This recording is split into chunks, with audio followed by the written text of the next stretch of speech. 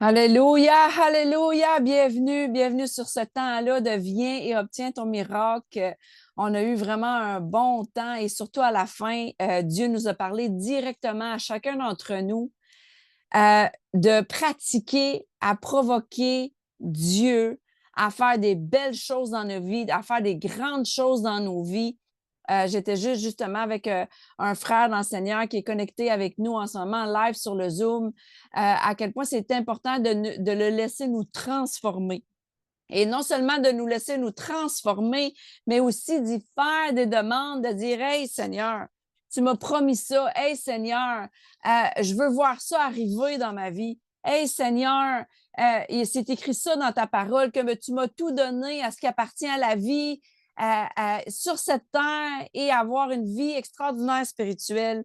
Il y a tellement de belles promesses et de vérités dans l'Évangile qui nous est promise et Dieu a dit que c'était le temps en ce moment de le provoquer à faire le bien, non seulement sur nos vies, mais sur nos familles, sur les collègues au travail, sur tout le monde alentour de nous. J'espère que tu entends ce message-là dans l'esprit et que tu évites d'être dans ton intelligence humaine charnelle, parce que c'est un entraînement de voir les choses dans l'esprit. Alors, je t'invite à m'accompagner en ce moment avec notre beau Jésus, notre Saint-Esprit, avec notre grand Dieu. Je t'invite en ce moment à sentir sa présence, à savoir qu'il est là.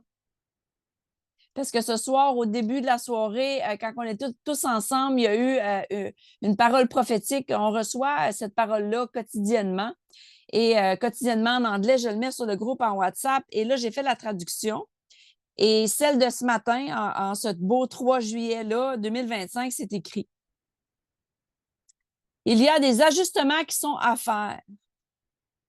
Alors que vous avancez dans votre prochaine phase,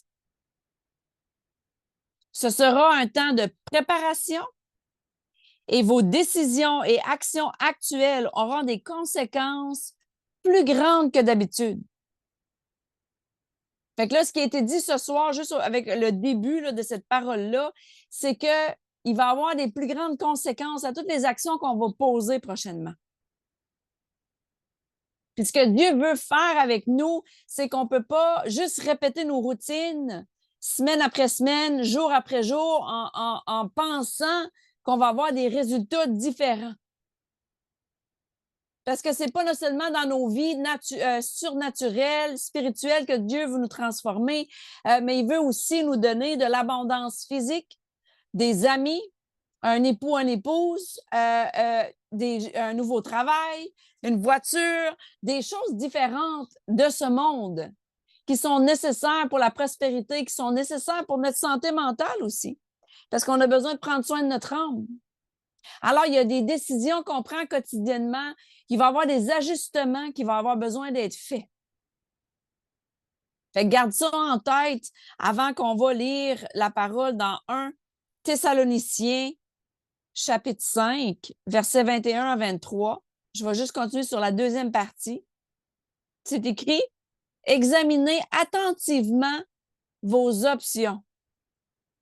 Ça, c'est-à-dire qu'on a besoin de réfléchir des fois dans nos vies. On a besoin de juste s'asseoir des fois tranquille, sans distraction, sans Internet, fermer mon ordinateur, fermer mes téléphones, puis de prendre un temps avec Dieu, d'examiner ma vie, d'examiner des options, d'imaginer est-ce que j'aimerais faire d'autres choses, que ce soit au niveau du travail, du ministère. Est-ce que j'ai le goût d'avoir plus de relations interpersonnelles avec les autres? Qu'est-ce que je peux faire? Et d'évaluer les options. C'est ce qui est écrit. Et après avoir évalué nos options, c'est là qu'on cherche la sagesse de Dieu. Il dit, cherche-moi la sagesse et choisis la voie avec discernement. Parce qu'il y a des choses qu'on doit discerner dans nos vies qui sont bonnes et mauvaises. On a besoin de discerner. Discerner veut juste dire de savoir qu'est-ce qui est bon puis qu'est-ce qui est mauvais. Puis Dieu nous aide là-dedans parce que il y a des choses, il y a des gens qui peuvent paraître bons, mais en vérité sont mauvais. où il y a des situations ou des habitudes qu'on pense qui sont bonnes, mais ils ne le sont pas. Alors, on a besoin des temps tranquilles devant Dieu pour qu'il puisse venir nous révéler ces choses-là. Et la parole, le verset que je finis là-dessus pour cette première partie-là, c'est écrit « Examinez toutes choses, retenez ce qui est bon. » Alors, on a besoin de retenir, de focusser et de faire les choses qui sont bonnes. Et avant de les faire, il y a une examination. C'est pour ça qu'on ne peut pas passer notre vie sans s'examiner et d'être honnête avec nous. Il faut arrêter de s'en passer des vite, là, puis de penser que c'est correct de vivre une vie et de jamais mourir à sa chair. Ben non, il va y avoir des challenges, il va y avoir des temps où il va vraiment falloir mourir à notre chair. Il y a des choses qui ne feront pas notre affaire. Il va y avoir des situations devant nous. Et c'est là que, après ça, la suite du verset, c'est écrit « Abstenez-vous de toute forme de mal ou de toute espèce de mal. » Tu sais, une forme de mal, ça peut être aussi anodin que de vouloir aller acheter quelque chose au dépanneur qui est malsain, de vouloir se tenir avec des gens qui sont malsains. Mais tu sais qu'ils ont un bon fond. Mais exemple, là, si je traîne sur le coin d'une rue avec une gang qui fume du pot, ben c'est une forme de mal. On s'entend-tu? Est-ce que je vais m'empêcher d'aller évangéliser s'il y a des gens qui sont en train de fumer au centre-ville? Non, mais on va être à deux. Mais est-ce que je vais m'asseoir là sur le trottoir puis de commencer à jaser avec eux, puis eux autres, là, ils fument du pot à plein nez? Non! Est-ce que s'ils me demandent d'aller chercher de la bière au dépanneur pour eux autres? Non, je vais pas y aller parce que la parole de Dieu est claire.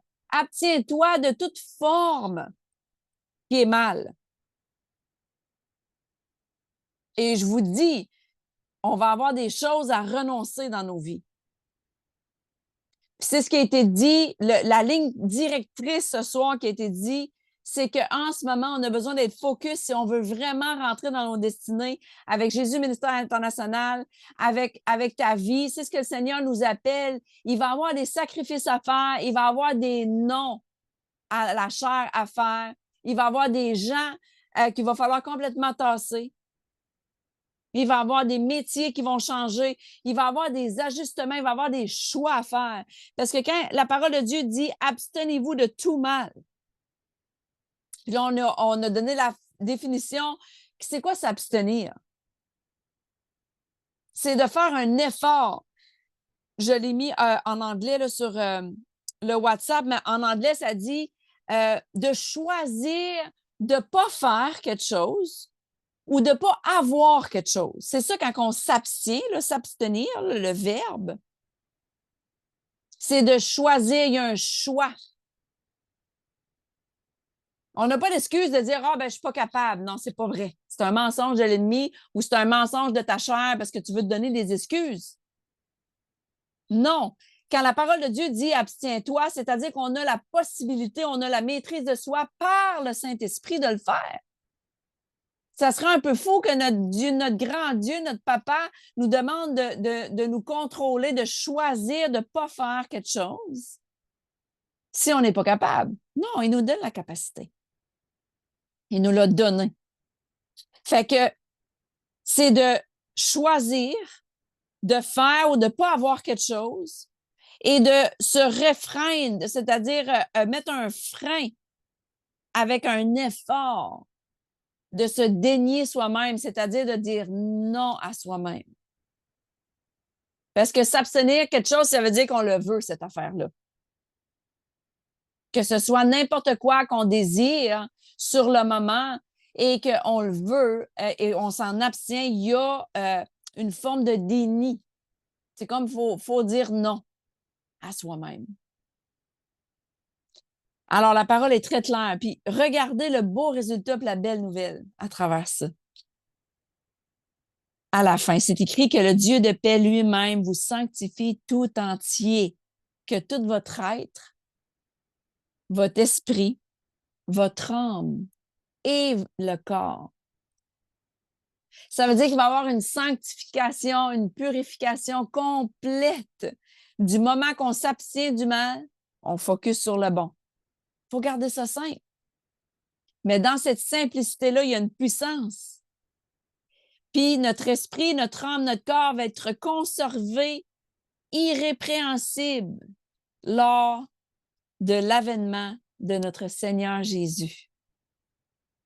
Donc, il va avoir cette paix-là qui surpasse toute intelligence. Il va avoir cette joie-là surnaturelle qui est accessible.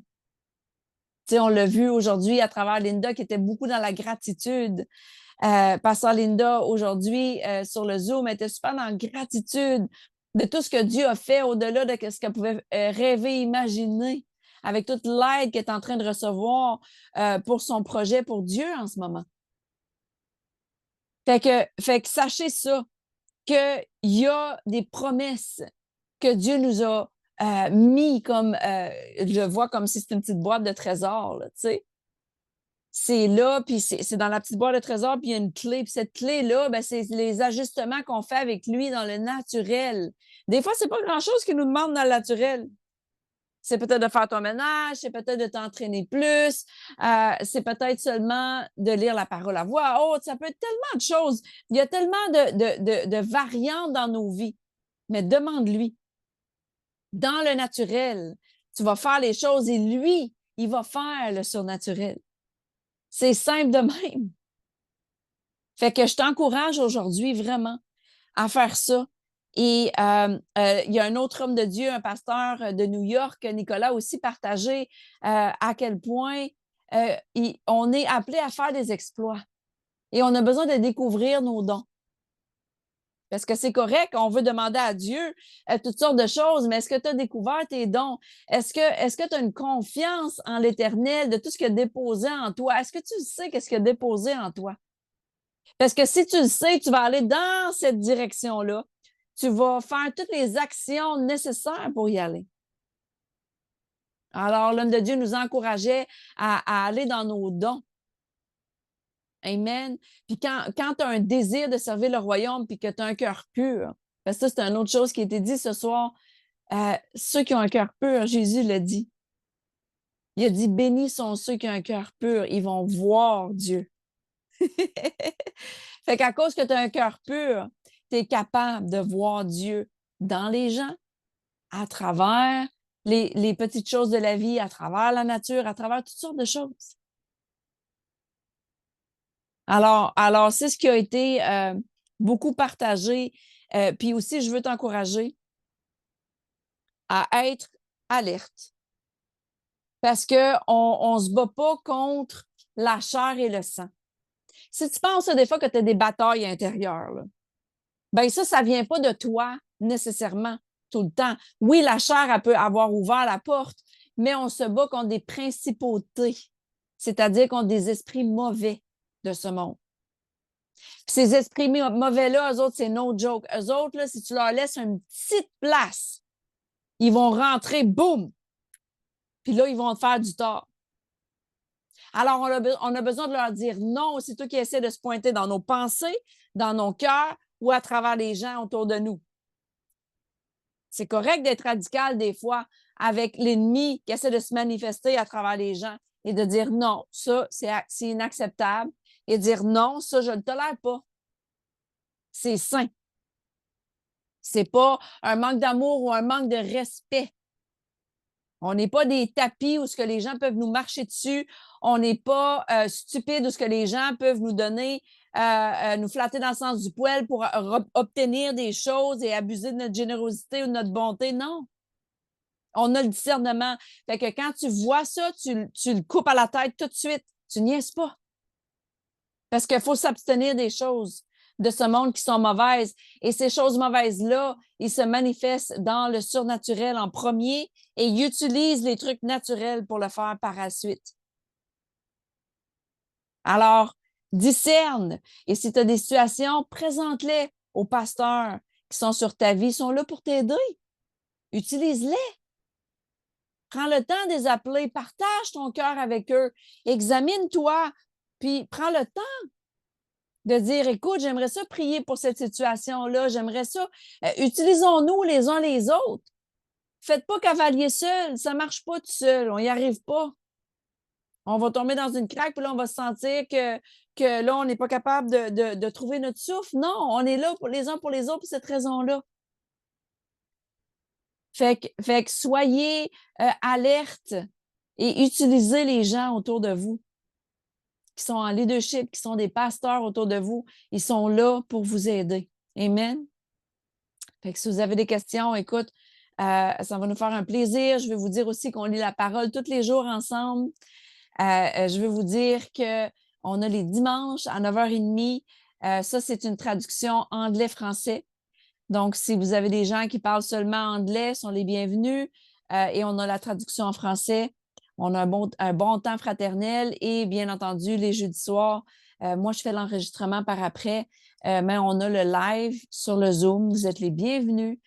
De juste mettre votre oreille, parce que même si on ne parle pas français, je suis fière, un de nos membres avec nous, important dans l'équipe, Évangéliste Yves, il pouvait venir ce soir et c'est un encouragement de voir qu'il a juste été là, malgré les malgrés, qui ne comprend pas beaucoup ou qui comprend presque peu, mais en vérité, quand tu restes dans l'esprit et que tu évites d'être dans la chair, tu es capable, par l'esprit, de quand même comprendre certaines choses.